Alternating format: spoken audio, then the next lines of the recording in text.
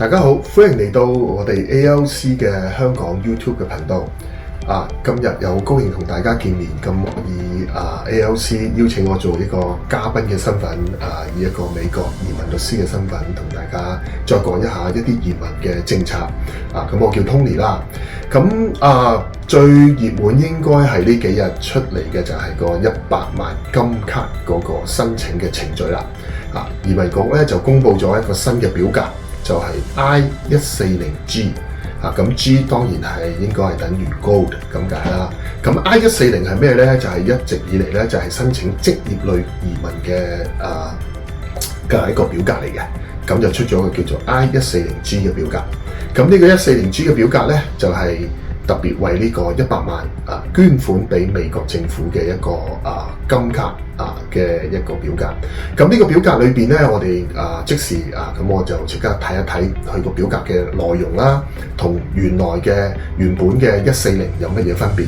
咁同埋最重要睇一睇下佢嘅指引，佢嘅 instructions 裏邊究竟有啲咩特別嘅要求？咁呢個最重要關注嘅咧，就係我覺得係有幾樣嘢啦。咁首先第一之前已經公布咗噶啦，就係呢個100萬嘅捐款嘅金卡咧，其實佢係實際上佢係通過EB1A 同埋 EB2 嘅 NIW 呢兩個類別去提出申請嘅。咁之前你可以會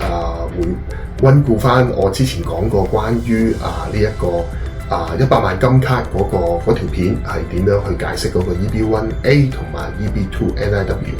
咁 EB1A 就係呢個特殊人才啦、突出人才啦，就係有一個商業上嘅貢獻。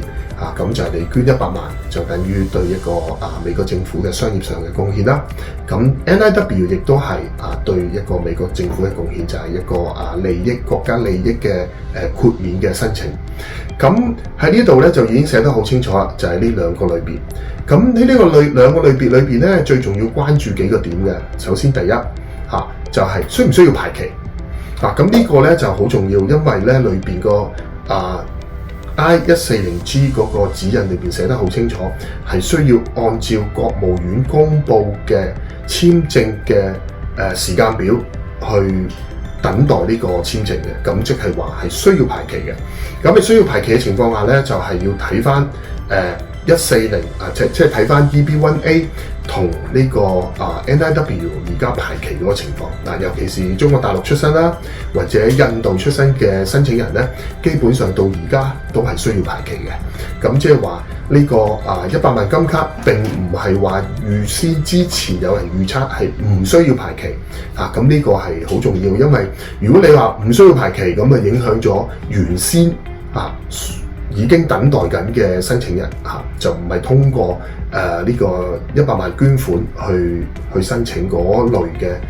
真係傑出人才同埋國家利益豁免嘅申請人。另外就係需要排期嘅情況下咧，咁即係話有可能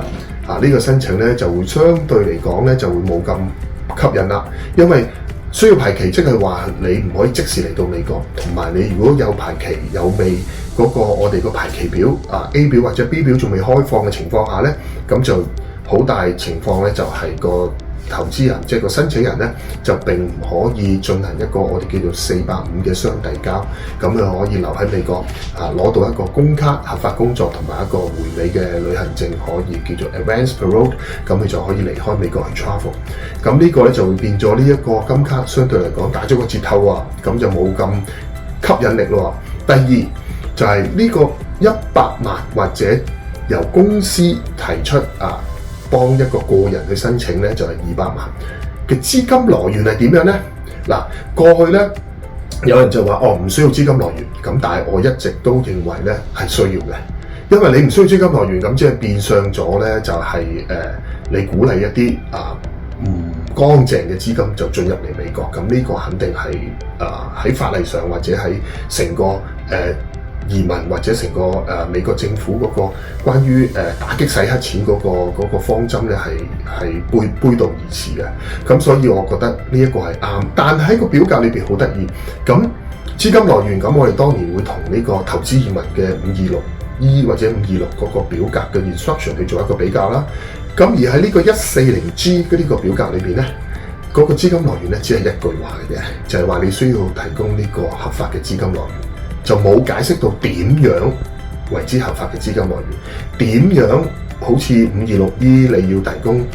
幾多年嘅報稅表，幾多年嘅銀行流水。如果你通過一啲第三方嘅資金轉出嚟，你要需要提供啲咩文件，完全係冇提到嘅，只係一句話嘅啫，好簡單一句話。咁喺好簡單一句話嘅情況下咧，咁我哋嘅想像嘅空間咧，或者去演繹我哋叫做 interpretation 咧，就可以好大，亦都可以話移民局本身裏邊嘅審核員佢哋嗰個權利。嗰個彈性亦都可能好大。嗱，合法嘅資金來源咧，呢一個法例咧並唔係原意咧係嚟自呢個 EB5 嘅，係嚟自 E2 呢個簽證。E2 嘅簽證裏邊咧已經有明確講咗係個合法來源，但係無論你譬如話我哋嘅 L1 或者 EB1C 你亦都需要由外國公司或者外國嘅投資人將筆錢打到嚟美國嘅公司。咁呢啲錢其實都係要資金來源。咁但係相對嚟講喺呢個 E2 或者 L1 或者 EB1C，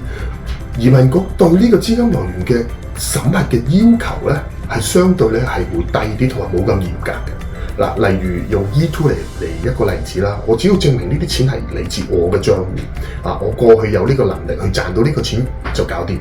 但係如果喺 EB5 嘅標準裏邊咧，你係要追溯翻源頭嗰筆錢係點樣，然後跟住每筆錢點樣走入嚟，有一個路向。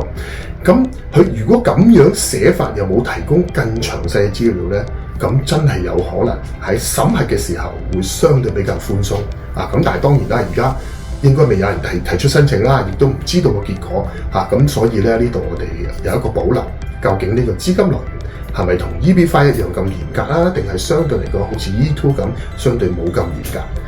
咁但係合法嘅資金來源呢個要求係一定要啦。咁至於點樣去個標準咧，咁就我哋要拭目以待再睇一睇。咁第三個一個問題咧就係我之前嗰個片段亦都講過啦，就係你只係捐呢個100萬係咪真係已經符合到 EB1A 嘅所有條件，或者 EB2 NIW 嘅所有條件咧？咁肯定唔係啦，因為 EB1A 同 EB2 本身佢唔係淨係得一個商業上嘅貢獻呢一個條件嘅，包括你嘅過去有冇攞過獎啊，或者你對呢個行業有咩貢獻啊，又或者你做過一啲嘅評審啊，或者你嘅薪水係相對比同一個水平嘅職位嘅人咧係相對會高咁呢一啲嘅因素咧都需要加埋入去嘅。咁譬如話 EB1 咧，你需要符合10個條件裏邊嘅3個，咁你對國家貢獻咧應該係其中只係1個，咁所以應該仲有2個條件你都需要符合嘅。咁所以喺呢個情況下咧，應該就唔係淨係咁單純咧，就係話將100萬捐出嚟你就可以符合到呢個條件。咁呢個咧就係大家一定要考慮到，千祈唔好俾到一啲因為我已經見到咧喺市場上邊有啲廣告咧走咗出嚟㗎啦，嗰啲廣告裏邊咧多少少咧已經開始我睇到咧就有啲誤導嘅成分嘅，就寫到好簡單，你只要出嚟啦，你呢個100萬金卡嘅計劃出嚟啦，你只要捐款你就可以直接攞到綠卡，仲要係永久綠卡。咁但係要等幾耐咧？有冇排期冇講，同埋個資金來源需唔需要證明冇講，同埋呢個其他嘅 EB1A 同 EB2 嘅其他條件又冇講，咁所以呢一度一定要大家小心啊！另外最後啦，一個就係個申請費，呢個咧就真係真係一個懂得去賺錢嘅人咧，就一個商家一個商業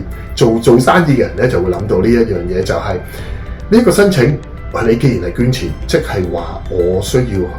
同你收取更高嘅呢個申請費，你應該冇問題啦。咁喺呢個情況下咧，就係申請費咧非常之高嘅。過去所有嘅申請咧都係以一個家庭為主，即係你一份申請咧，基本上你交一個申請費裏邊，包括你有配偶老婆老公仔女都包括咗啦。但係咧呢個 140G 嘅申請咧係每一個人計算。幾多錢咧？就係15000美金，即係話如果你一個家庭有4個人，你就要交6萬蚊嘅申請費，再加埋嗰100萬，即係話你要106萬你先至可以入場做到呢一個100萬金卡嘅申請咁所以喺呢個情況下，係唔係真係真正咁吸引呢？嗱，咁呢個就真係唔知啦。咁傳聞咧就話已經有超過1萬人準備報名，咁呢個我相信有少少誇大咗啲嘅咁至於有冇提到話唔需要免咗嗰個全球徵稅咧？咁當然呢度係完全冇提啦。咁呢個應該我覺得應該已經係一個呢個幻想，呢個已經係破滅㗎啦。就唔好諗住係免咗呢個全球徵稅你一定都要嘅咁所以相對嚟講咧，而家呢個100萬金卡出嚟嘅時候咧，我覺得對某一啲申請人咧都會有啲幫助，包括過去就話你資金來源做唔到，你唔可以做 EB5 就而家過嚟咁，但係其實唔得啦。咁另外一個情況咧就係有一啲佢本身已經有一啲條件已經符合，但係可能爭一個唔夠貢獻咁佢而家捐100萬夠貢獻咁亦都可以咁至於係唔係真係好吸引，或者同呢個 EB5 投資移民去比較咧？咁我目前嚟講咧，都係傾向於覺得 EB5 咧係比較吸引啲嘅，因為比較簡單，同埋更重要，佢係一個法例下一個program 嚟嘅，並唔係好似而家呢個100萬金卡呢個計劃只係一個行政命令之下嘅一個產物，咁有可能過多1-2年呢一屆嘅總統落台之後，可能下一屆總統唔延期，如果佢未通過國會成為法律嘅情況下咧，可能之後就唔會出現有呢樣嘢，可能只係一個出現咗1-2年嘅曇花一現嘅一個金卡，到時可能係一個limited edition 就呢個金卡就好值錢啦。咁今日咧同大家分享到呢度為止，就關於呢個100萬金卡嘅情況咁如果大家有乜嘢任何嘅問題咧，歡迎咧你可以嚟到呢一個網站，或者通過 ALC 咧可以聯絡到我，咁我可以嘗試俾一啲嘅免費嘅少少嘅法律意見俾你啦。咁如果繼續支持我哋個ALC 嘅 YouTube 頻道希望你可以繼續訂閱我哋啦，同埋 like 我哋同埋俾一啲嘅意見我哋。多謝大家，拜拜。